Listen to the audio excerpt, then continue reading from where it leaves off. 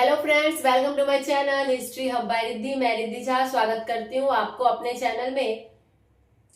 Modern India में मुगल वंश का पतन हम लोग पढ़ रहे थे और हम लोगों ने देखा था कि कैसे औरंगजेब के बाद उसके उसके जो बेटे थे वो संघर्ष करते हैं और उस संघर्ष में जीत जाता है बहादुर शाह प्रथम और बहादुर शाह प्रथम शासन करता है। बहादुर शाह प्रथम के शासन काल में क्या क्या इम्पोर्टेंट बातें होती है वो हम लोगों ने पढ़ा था। और उसके बाद हम लोगों ने पढ़ा कि कैसे बहादुर शाह की मृत्यु हो जाती है और बहादुर शाह के मृत्यु के बाद उसके शव को एक महीने तक जो है दफनाया नहीं जाता, क्योंकि उसके जो बेटे थे वो उत्तराधिकारी युद्ध में व्यस्त रहते हैं और आफ्टर 1 मंथ उसके शव को जो है वो दफनाया जाता है मोती मस्जिद में। उसके जो 4 बेटे थे, जहांदार शाह, जहान शाह, अजीम उल शान और रफी उल शान, ये चारों उत्तराधिकारी संघर्ष करते हैं और जहांदार शाह जुल्फिकार और उसके पिता अरशद खां के सपोर्ट से जो है जहांदार शाह संघर्ष जीत जाता है और शासक बन जाता है। तो आगे हम लोग जानेंगे जहांदार शाह के बारे में कि जहांदार शाह का शासन काल क्या था और इन्होंने अपने शासन काल में क्या क्या इम्पोर्टेंट बातें की। जहांदार शाह का जो शासन काल था वो था 1712 से 1713। बहुत ही कम समय में इन्होंने शासन किया, कम समय के लिए इन्होंने शासन किया। जहांदार शाह ने जो था वो 51 वर्ष की आयु में 29 मार्च 1712 ईस्वी को शासक बना। जुल्फिकार को वजीर और उसके पिता अरशद खां को अपना वकील नियुक्त किया। जहांदार शाह जो थे वो 51 वर्ष की उम्र में शासक बनते हैं 1712 ईस्वी में। और चूंकि वो जुल्फिकार और उसके पिता अरशद खां के सपोर्ट से शासक बने थे, इसीलिए जहांदार शाह ने क्या किया, जुल्फिकार को वजीर बनाया और उसके पिता अरशद खां को वकील बनाया। अरशद खां जो था वो जुल्फिकार का पिता था। Got it. जहांदार शाह ने क्या किया, 1712 ईस्वी में शासक बना, जुल्फिकार को अपना वजीर और उसके पिता अरशद खां को क्या बनाया, वकील बनाया। जहांदार शाह ने जयसिंह को मालवा का सूबेदार दिया और मिर्जा राजा की उपाधि दी। ये इंपॉर्टेंट है कि जयसिंह को मिर्जा राजा की उपाधि किसने दी थी, जहांदार शाह ने, और जयसिंह को सवई राजा की उपाधि फर्रुख सिंह ने दिया था। ऐसा भी पूछा जाता है एग्जाम में क्वेश्चन। तो जहांदार शाह ने क्या किया, जयसिंह को मालवा का सूबेदार बनाया और उसको मिर्जा राजा की उपाधि दी। Got it. नेक्स्ट पॉइंट हमारा आता है, शिवाजी द्वितीय को 3000 का मनसब तथा अनूप सिंह का खिताब दिया गया। जहांदार शाह ने क्या किया, शिवाजी द्वितीय ये शिवाजी के वंशज थे, राजा राम के पुत्र थे। शिवाजी द्वितीय को क्या किया, 3000 का मनसब दिया और अनूप सिंह की उपाधि भी दी। किसने, जहांदार शाह ने।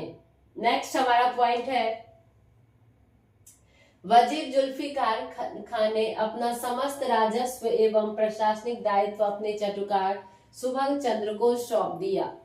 वजीर जुल्फिकार जो था, जिसको जहांदार शाह ने अपना वजीर बनाया था, उसने अपने काम को आसान करने के लिए जो उसका एक चटुकार था जो हमेशा उसके साथ रहता था और उसके हर एक काम की चटुकारिता करता था, सुभग चंद्र को क्या किया, अपने दायित्व को सौंप दिया अपना काम आसान करने के लिए।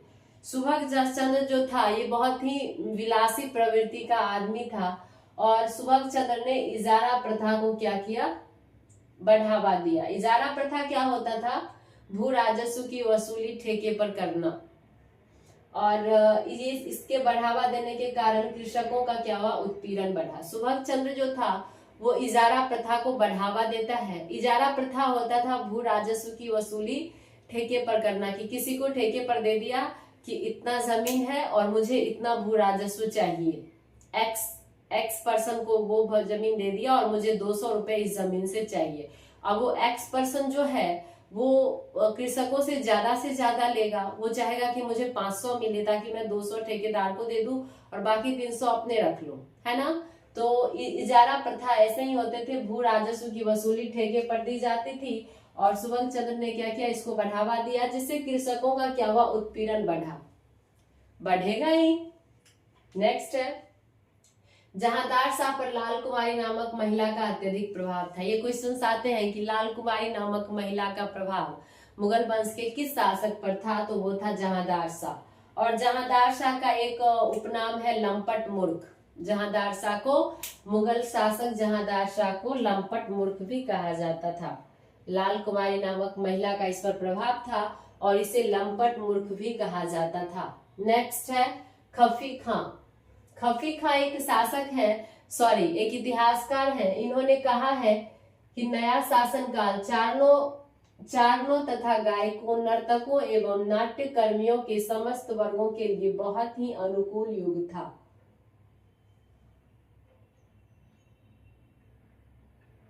नया शासनकाल चारणों और गायकों, नर्तकों एवं नाट्य कर्मियों के समस्त वर्गों के लिए बहुत ही अनुकूल युग था। ऐसा कौन कहते हैं? खफी खां। ऐसा ये इसलिए क्यों कहते हैं क्योंकि लाल कुमारी नामक महिला जो थी वो नाच गाना ही करती थी, इसलिए ऐसा कहते हैं कि नया शासनकाल जो था, यानी कि जहांदार शाह का जो शासनकाल था वो चारणों, गायकों, नर्तकों और नाट्य कर्मियों के वर्गों के लिए बहुत ही अनुकूल था। अब जहांदार शाह का एक भतीजा होता है, इसके भाई का पुत्र फर्रुखसियर उसके अगेंस्ट षड्यंत्र करते रहता है और फर्रुखसियर पटना के सूबेदार हुसैन खां और इलाहाबाद के सूबेदार अब्दुल्ला खां की सहायता से इसको क्या देती है? चुनौती देती है। फर्रुखसियर जो था वो जहांदार शाह का भतीजा था, ठीक है, इसके भाई का पुत्र था और फर्रुखसियर को पता रहता है कि कैसे जहांदार शाह ने जुल्फिकार की मदद से उसके पिता को हराया, उसके पिता को मौत का घाट उतारा और शासक बना। तो फर्रुखसियर क्या करता है, एक पटना के सूबेदार होते हैं हुसैन खां और इलाहाबाद के सूबेदार होते हैं अब्दुल्ला खां, और उसकी सहायता से जहांदार शाह के अगेंस्ट एक सेना तैयार करता है और जहांदार शाह को चुनौती देता है। ये अब्दुल्ला खां और हुसैन खां जो थे वो सैयद बंधु थे, जिसके बारे में हम इसी लेसन में बहुत ही डिटेल से आगे पढ़ेंगे। सहायता से चुनौती देता है। जहांदार शाह आगरा में जो है बुरी तरह पराजित होता है और जैसे ही वो चुनौती देता है तो जहांदार शाह पराजित होता है और 1713 में फर्रुखसियर ने असद खां और जुल्फी खां की द्वारा फर्रुखसियर को मरवा दिया। जहांदार शाह को मरवा दिया, ना कि फर्रुखसियर को।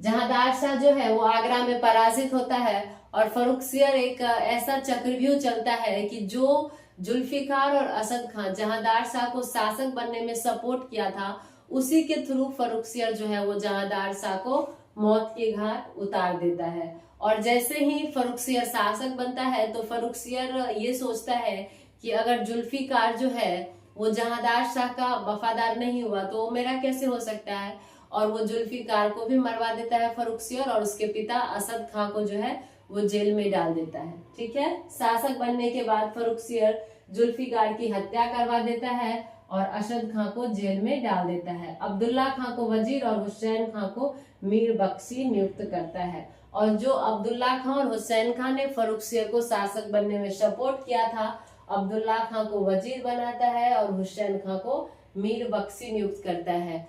आगे हमारा पॉइंट होगा फर्रुखसियर। फर्रुखसियर में हमारा फर्स्ट पॉइंट है कि इसने दक्षिण भारत में 6 सूबों की सूबेदारी चिनकिच खां को सौंपी। जो हमारा मेन पॉइंट है हम लोग उसको पढ़ते हैं। एक्चुअली हमारे पास टाइम जो है वो बहुत कम है। ऐसा नहीं है कि हम लोग एग्जाम के पास में जाके धाए करेंगे तो उससे नहीं होगा। तो अभी हम लोग मेन जो हमारा पॉइंट है फर्रुखसियर में वो पढ़ते हैं कि इसने जो है दक्षिण में 6 सूबों की सूबेदारी चिनकिच खां को सौंपी। चिनकिच खां निजामुल मुल्क, इसके बारे में हम लोग आगे चल के जब हैदराबाद के बारे में पढ़ेंगे, दक्कन के बारे में तो पढ़ेंगे। तो चिनकिच खां को 6 सूबों की सूबेदारी किसने सौंपी थी? फर्रुखसियर ने सौंपी थी। फर्रुखसियर जो था वो मारवाड़ के अजीत सिंह के राजा को क्या किया? पराजित करके उसकी पुत्री से विवाह किया। मारवाड़ के अजीत सिंह नामक शासक को पराजित करके फर्रुखसियर ने उसकी पुत्री से विवाह किया।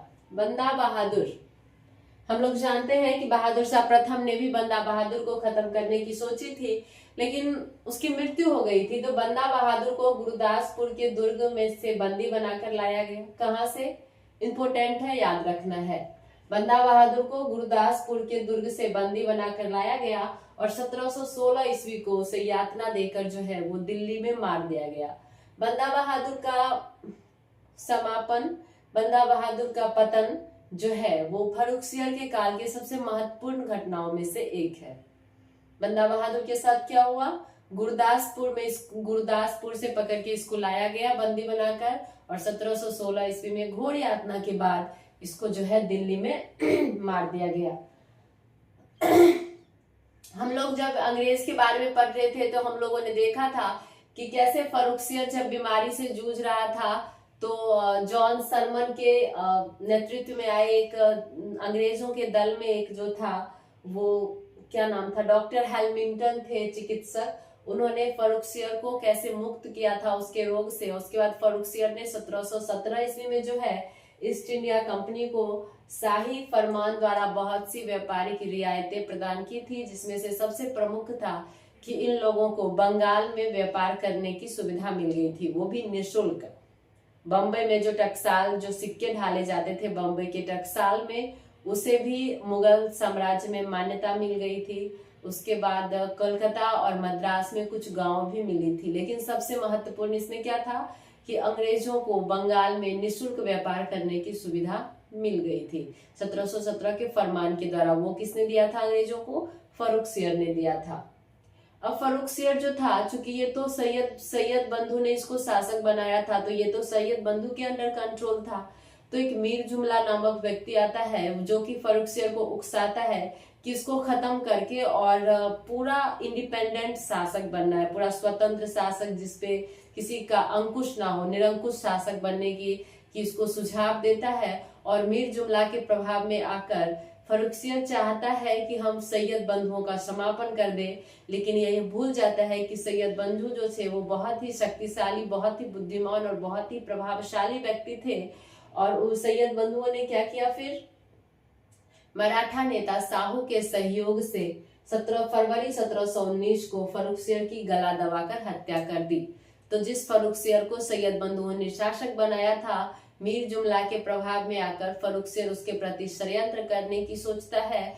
सैयद बंधुओं को यह बात पता चल जाती है और सैयद बंधु मराठा नेता साहू की सहायता से जो है फर्रुखसियर को गला दबाकर हत्या कर देते हैं 1719 ईस्वी में। ठीक है, सैयद बंधु अब्दुल्ला खान, हुसैन खान के बारे में हम लोग अच्छे से पढ़ेंगे, डोंट वरी।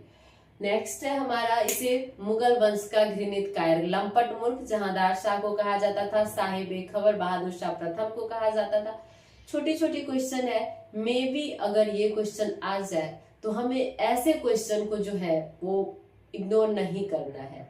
ऐसा नहीं है छोटे क्वेश्चन ये नहीं आते हैं, ऐसे क्वेश्चन भी आते हैं। तो ये छोटे छोटे क्वेश्चन को इग्नोर नहीं करना है। इससे जो भी हम मार्क्स अर्न कर सकते हैं वो करना ही करना है। तो इन सारी चीजों को याद रखिए। आप लोग अपना नोट्स बनाइए। आप लोग यहाँ से भी नोट्स बना सकते हैं, बिल्कुल बना सकते हैं यहाँ से भी नोट्स। और जो मैं ऑब्जेक्टिव क्वेश्चन करवाती हूँ आप लोग उसे भी पढ़ सकते हैं, कोई डाउट नहीं है। एंड मैं जो भी पढ़ाऊंगी अगर कंटिन्यूअसली मई जून तक पढ़ोगे तो JRF हो जाएगा, ट्रस्ट मी।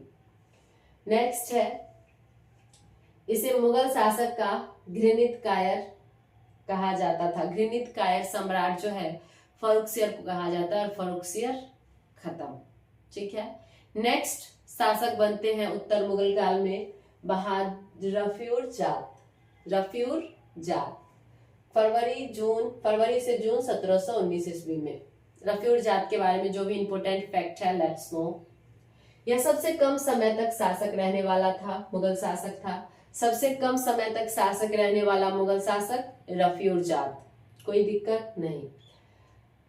हम लोग जानते हैं कि औरंगजेब के 2 विद्रोही पुत्र थे, अकबर और सुल्तान, ऐसा ही करके कुछ था। एक अकबर द्वितीय उसका विद्रोही पुत्र था। अकबर द्वितीय के विद्रोही पुत्र, अकबर द्वितीय का एक पुत्र था नेकुसियार। ठीक है, और नेकुसियार जो है वो सैयद बंधुओं के अगेंस्ट विरोध करता है और विद्रोही उसे आगरा के किले में जो है वो बादशाह घोषित करते हैं। तुम्हारा इसमें पॉइंट ये है कि नेकुसियार का विद्रोह जो है वो रफीउर जात के समय की सबसे महत्वपूर्ण घटना है।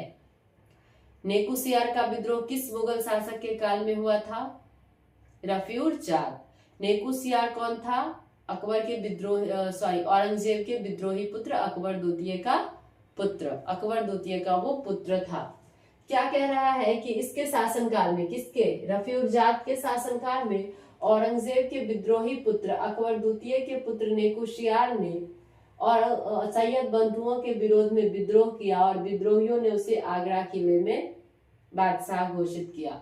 उससे कुछ ज्यादा फर्क पड़ा नहीं, लेकिन नेकुशियार का विद्रोह जो है वो रफीउर जात के समय की सबसे महत्वपूर्ण घटना है। ऐसे क्वेश्चंस ऐसे बनते हैं कि नेकुशियार का विद्रोह किस मुगल शासक के काल में हुआ था? तो हुआ था रफीउर जात के काल में। Got it? नेक्स्ट पॉइंट हमारा है, और 1719 में क्षय रोग से इसकी मृत्यु हो जाती है। और रफीउर जात ज्यादा कुछ कर नहीं पाते हैं और 1719 में इनकी जो है क्षय रोग से मृत्यु भी हो जाती है। नेक्स्ट आते हैं रफीउर दौला। रफीउर दौला वही उतना ही कुछ दिन का ज्यादा कम होता है, जून से सितंबर से 1719, जून सितंबर 1719। रफीउर दौला शाहजहां द्वितीय की उपाधि धारण करके ये गद्दी पर क्या करते हैं? बैठते हैं। तो शाहजहां द्वितीय किसे कहा जाता है? रफीउर दौला को। ठीक। और अजीत सिंह को उसकी पुत्री मुगल हरम से ले जाने की अनुमति मिलती है। फर्रुखसियर जो है वो मारवाड़ के शासक अजीत सिंह को पराजित करके उसकी पुत्री से विवाह कर लेते हैं। सब जानते हैं। अब जब फर्रुखसियर मर जाता है, सैयद बंधु जब उसको मार देते हैं, तो अजीत सिंह सम्राट से रिक्वेस्ट करता है कि मेरी पुत्री को अब दे दो, मुगल हरम में रह के वो क्या करेगी? तो रफीउर दौला जो है वो अजीत सिंह को उसकी पुत्री ले जाने की अनुमति दे देते हैं। दैट्स इम्पोर्टेंट कि अजीत सिंह को उसकी विधवा पुत्री ले जाने की अनुमति किस मुगल शासक ने दी थी? रफीउर दौला ने। Got it? नेक्स्ट पॉइंट है, और सितंबर 1719 में पेचिस रोग से इसकी मृत्यु हो जाती है। क्षय रोग से मृत्यु होती है रफीउर जात की, और पेचिस रोग से मृत्यु होती है रफीउर दौला की। ओके। और सैयद बंधुओं ने भी ठान लिया था कि हम मुगल शासक बनाएंगे। तो सैयद बंधुओं ने रोशन अख्तर को मोहम्मद शाह के नाम से 1719 में गद्दी पर बैठाते हैं। हम लोग देख सकते हैं कि अभी तक सैयद बंधुओं ने कुल 4 शासक बना दिए हैं। फर्रुखसियर 1, रफीउर जात 2, रफीउर दौला 3 और मोहम्मद शाह 4, मोहम्मद शाह रंगीला 4। तो और इसी कारण मुगल इतिहास में जो है वो सैयद बंधुओं को किंग मेकर भी कहा जाता है। ओके, शासक बनाने वाला किंग मेकर कहा जाता है। हमारा आगे हम लोग पढ़ेंगे मोहम्मद शाह रंगीला के बारे में। मोहम्मद शाह रंगीला में फर्स्ट पॉइंट हमारा है, इसके काल में हिजरों और महिलाओं का जो था एक वर्ग प्रभुत्व में था। इसका एक्चुअल में नाम मोहम्मद शाह है, लेकिन इसकी जो है उपाधि है, उपनाम बोल सकते हैं रंगीला, क्योंकि यह सार्वजनिक कामों में, राज्य के कामों में ज्यादा ध्यान नहीं देता था, हर वक्त भोग विलास में ही विलप्त रहता था। इसी कारण इसको क्या कहा गया? रंगीला कहा गया। इसके काल में हिजरों और महिलाओं का एक वर्ग जो था प्रभुत्व में था। यहाँ पे कंफ्यूजन ना हो जाए कि जहांदार शाह के काल में गायकों और चारणों का जो था वो काल जो था अनुकूल था उसका काल, और यहाँ पर हिजरों और महिलाओं का एक वर्ग जो था वो प्रभुत्व में था। बाकी शासकों की तरह चूंकि इसको भी सैयद बंधुओं ने ही शासक बनाया था, जैसे कि फर्रुखसियर, रफीउर जात, रफीउर दौला को बनाया था, लेकिन उन लोगों की तरह जो था, यह जो था वो आज्ञाकारी शासक जो था वो नहीं हुआ। ठीक है, इसने अपना जोर लगाया, और इसका जो उस समय सबसे मित्र था और जो सबसे मजबूत भी था, सबसे वफादार भी था, वो था चिनकिच खां। और चिनकिच खां के नेतृत्व में एक तुरानी सैनिक हैदर खान ने जो है सैयद बंधुओं में से एक हुसैन खान और अब्दुल्ला खान थे ना, तो हुसैन खान की जो है वो हत्या कर दी। क्या हुआ कि मोहम्मद शाह रंगीला ने चाहा कि मैं ना खुद शासक करूं, मैं किसी के अंडर क्यों रहूं अगर मेरे में कैपेबिलिटी है। तो फिर क्या हुआ, और इसका एक मित्र था चिनकिच खां, नया नया मित्र बना था। चिनकिच खां के पास दिमाग भी था, ताकत भी थी। तो चिनकिच खां के नेतृत्व में एक तुरानी सैनिक था हैदर खां, उसने 1720 में सैयद बंधुओं में से एक हुसैन खां की क्या कर दी, हत्या कर दी। बचा कौन, अब्दुल्ला खां। अब अब्दुल्ला खां चाहता है कि मैं किसी को शासक बनाऊं, सेना इकट्ठा करूं और मोहम्मद शाह रंगीला और चिंकिज खां को हराकर अपने भाई की मृत्यु की बदला लूं। तो अब्दुल्ला खां ने क्या किया, मोहम्मद इब्राहिम जो था वो रफीउल जात का ही पुत्र था, मेवी मुगल वंश से ही था। मोहम्मद इब्राहिम को गद्दी पर बैठाकर शक्ति कायम करने की कोशिश की, जहाँ कि इसको गद्दी पर बैठा दूंगा, ये राजा हो जाएगा और फिर ये मेरे हाथ की कठपुतली रहेगा और फिर मैं उन दोनों को पनिशमेंट दे सकता हूँ। लेकिन यहाँ पे क्या हुआ, 1720 में वह हसनपुर नामक स्थान पर क्या हो गया, पराजित हो गया। वहीं से उसको बंदी बना लिया गया और 1722 में उसे विष देकर मार दिया गया। तो सैयद बंधुओं का पतन हो गया। किसके काल में, मोहम्मद शाह रंगीला के काल में सैयद बंधुओं की कहानी खत्म हो गई। फर्रुखसियर से शुरू हुई और मोहम्मद शाह रंगीला पे खत्म हो गई। ठीक है।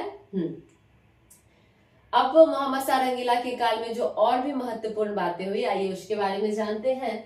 तो वो हुआ, इसके काल में पेशवा बाजीराव प्रथम ने 1737 ईस्वी में 500 घुड़सवारों के साथ दिल्ली पर चढ़ाई की।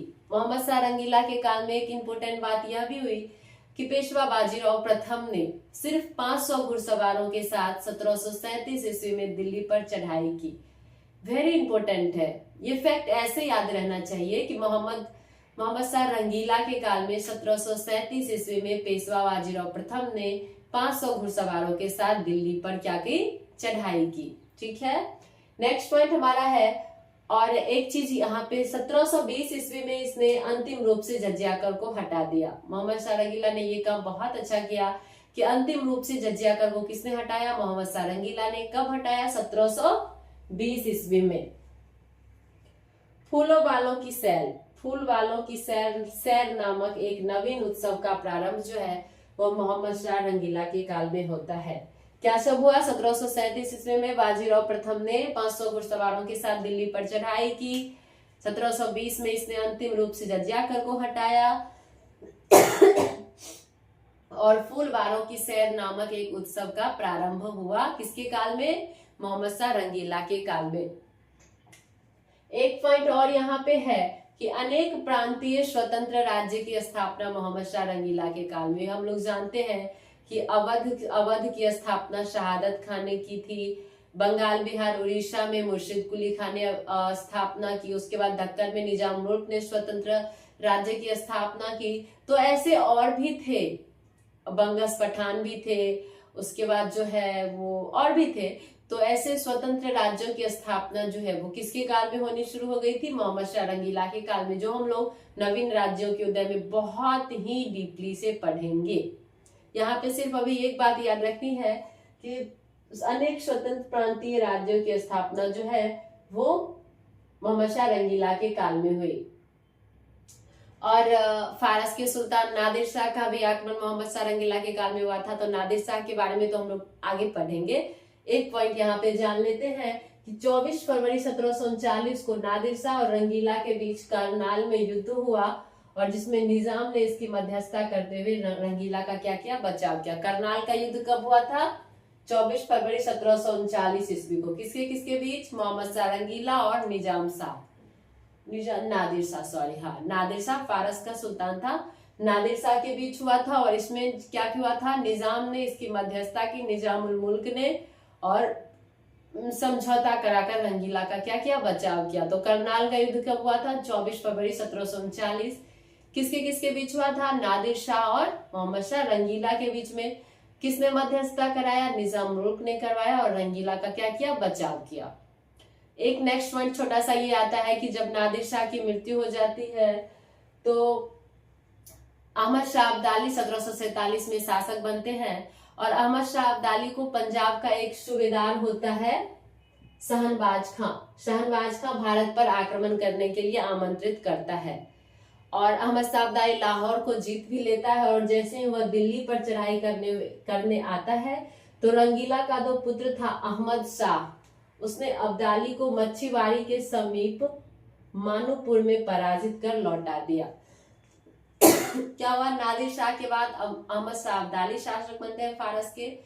बिल्कुल भी पैनिक होने की जरूरत नहीं है। नादिर शाह, अहमद शाह अब्दाली, सैयद बंधु, निजाम मुल्क, जितना भी यहाँ पे न्यू नाम आ रहा है वो सब हम लोग बहुत अच्छे से पढ़ेंगे। अब चूंकि रंगीला के बारे में पढ़ रहे हैं तो उसके अंदर एक दो पॉइंट जो आएगा उसको तो हमको इंक्लूड करना पड़ेगा ना। तो हाँ, तो क्या हुआ, अहमद शाह अब्दाली को किसने आमंत्रित किया भारत पर आक्रमण करने के लिए? पंजाब के सूबेदार शाहनवाज खान ने। शाहनवाज खान की कोई दुश्मनी रही होगी रंगीला से, तो वह खुद तो कुछ कर नहीं सका तो सोचा अब्दाली को बुलाता हूँ, वो गई रंगीला को लाइन पे लाए। लेकिन रंगीला के पुत्र अहमद शाह, जो कि रंगीला के बाद शासक भी बनेंगे, अहमद शाह ने क्या किया, अब्दाली को मच्छीवाड़ी के समीप मानूपुर में पराजित किया। ओके, नेक्स्ट पॉइंट है, अप्रैल 1748 में रंगीला की मृत्यु हो जाती है एंड देन उसका पुत्र जो है अहमद शाह वो शासक बनता है 1748 से 1754। रंगीला का शासनकाल क्या था? 1717 से 1748। Got it? नेक्स्ट क्लास हम लोग कल करेंगे एंड मुगल वंश के पतन को ही कंटिन्यू करेंगे। Thank you so much for watching, thank you so much. अगर आपको कोई क्वेश्चंस वगैरह हो, कुछ भी कोई डाउट्स हो, एक्चुअली आजकल डाउट कोई रहता नहीं है, सब कुछ खुद ही सॉल्व हो जाते हैं। फिर भी कुछ हो मेरे क्लास से रिलेटिव कि कब तक क्या होगा, फर्स्ट पेपर तो अभी बिल्कुल रुका हुआ है, sorry for that, but believe me वो रुकी हुई नहीं रहेगी। वो जो मैंने 6 यूनिट का प्रॉमिस किया है, 6 to 7 यूनिट मैं कंप्लीट करवाऊंगी, बहुत अच्छे से करवाऊंगी, बहुत ही सिंपल वे में करवाऊंगी। And like share subscribe comment, thank you so much for watching, thank you so much once again.